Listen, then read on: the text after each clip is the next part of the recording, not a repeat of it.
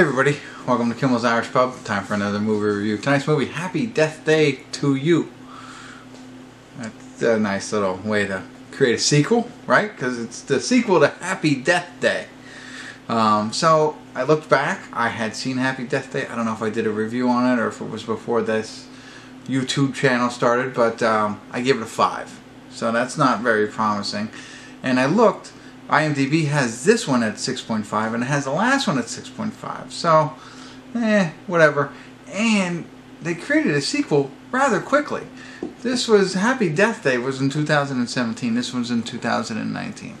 So you get the idea. She wakes up if you saw. Hopefully you saw the first one. If not, whatever. Doesn't really matter. Basically, the girl wakes up every day and dies at the end of every day, and she wakes up in the same day. She's got to figure out who kills her every day so that she can break the curse and go to live on.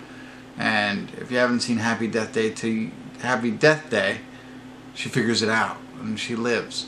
So now here's the sequel, but I think it involves a roommate or something like that. I don't know. I'll get into it a little bit. I'll check it out. I'll stop waving my remote at you, but I will let you know what the plot is really about. It's only an hour and 39 minutes, and I'll let you know if it's worth watching. So stick around. I'll be back.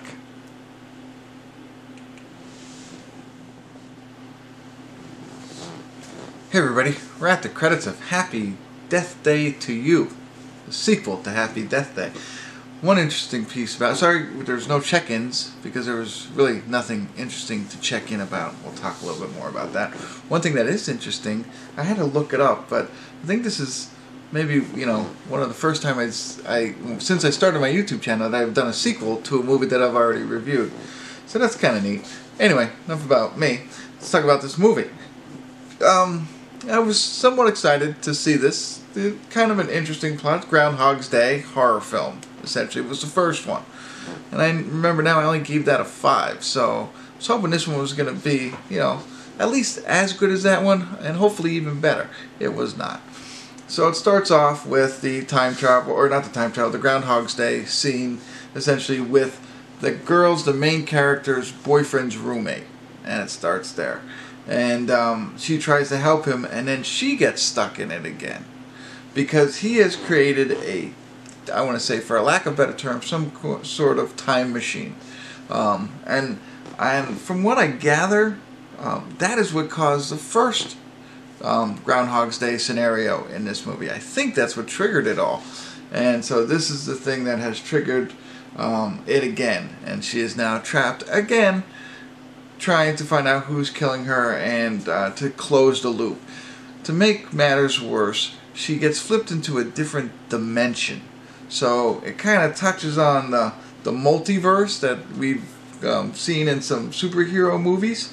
And in Flash and the TV show, it's a multiverse. So you can go in all different kind of universes or dimensions and all different types of reality. Which for me, I am not a fan of. I don't like time travel. I don't like time travel in movies. People have heard me say this before because then you always have the excuse of fixing it. Now, there's movies that are based on time travel, kind of more interesting. Not when they throw it in here that you can fix everything with time travel. That's what I don't like. I know it's... But anyway, that's what this movie is about. It's about time travel and multiverses and different dimensions. So she flips into another dimension where her mother is alive again. However, she's not in a relationship with her boyfriend. That's the whole thing. And they figure out a way to fix it all, so she has to make a choice on whether she wants to continue to be where her mother's alive and her family's together, or go back to her, college boyfriend who she's just been dating for a day.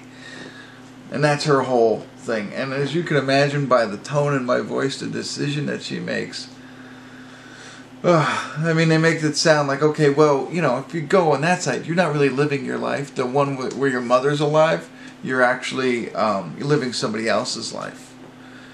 It's like, okay, but your mother's alive. Or you can go back to this, one-day-old boyfriend and everything like that. So that's what it's about. They try and find a killer who is different, and they bring the old killer back, the girl, who was, I believe, her roommate in the first one, and she plays a role in this too. But it's all, they try and make it different because it's a sequel and it's not going to be the same story. So there's all that. So I don't know. Very, very, very disappointed in this. I did not expect a lot from this. You know, I figured how could it be better than the first one? The first one wasn't that great. And they've really outdone themselves, because this one is, I don't know how it got a 6.5 on IMDb. That baffles me. I don't know if I read it wrong or they did a carryover score from the last one, but this is a 3 or a 4 for me. Yes, I disliked it that much. Anyway, so there's not even, I don't even like the acting in it. I didn't like any of the actors. None of them. I didn't like the main actor. I didn't like the boyfriend. I didn't like the boyfriend's roommate, who I thought this movie was really going to be about, and then it flipped, but I thought he wasn't that good in it. I don't like the professor. I didn't like any of the characters. I didn't like any part of this movie. I'm sorry. And one last thing. I was watching it and I was like, okay, this was really bad. And maybe though, there's going to be some post-credit scenes that might make up for it. I wouldn't mind a gag reel. I always like gag reels in the post-credits. No gag reel. Spoiler alert, no gag reel. But there is a post-credit scene, and I was like, okay, cool. You know, I was just about to talk to you, and I was like, ooh, let's watch this and see what happens. And it doesn't make it any better. It might even make it worse. I mean, it puts it in line with the rest of the movie, I should say. That bad. So, there you go. Happy Death Day to you. Happy birthday to you. You don't want to watch this film. Save your time, save your money. Definitely do not pay for it, unless of course you have a relative in the movie or something like that. But you don't want to waste any money on this. At least I don't think so. But if you do check it out and you disagree with me, I'd love to hear your comments on what you thought of the movie. But hopefully I saved you a little money, saved you a little time, and go ahead and find a different movie. I have plenty of reviews out there. You can find another one that maybe we'll both like. So hit the thumbs up, and thanks for tuning in. Kimmel's Irish Pub.